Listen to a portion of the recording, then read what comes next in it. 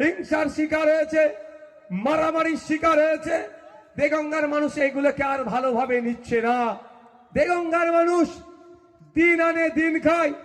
সকালে উঠে কেউ বাজারে যায় ভ্যান চালিয়ে, রিক্সাটা নিয়ে, তো কেউ সবজি বাজারে যায় সবজিটা নিয়ে, কেউ মাঠে চলে যায় সবজি ফলাতে, কেউ আপনার সেলাই মেশিনের সামনে বসে তার মেহনত করে ইনকাম করে পরিবারের মুখে খাবার তুলে দিতে।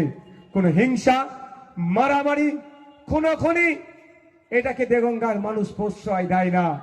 তাই এই সুযোগ এসেছে, গোল্ডেন চান্স দেগঙ্গার মানুষের কাছে, যে একটা সুযোগ চিরতরের জন্য দেগঙ্গা থেকে এই তোলাবাজি, হানাহানি, মারামারি, খুনোখুনি বন্ধ করে দেওয়ার। তাই আপনাদের বলবো, আগামী 29 এপ্রিল যেটাকে আপনারা শপথ করে নিয়েছেন, মানসিক প্রস্তুতি নিয়ে নিয়েছেন যে 29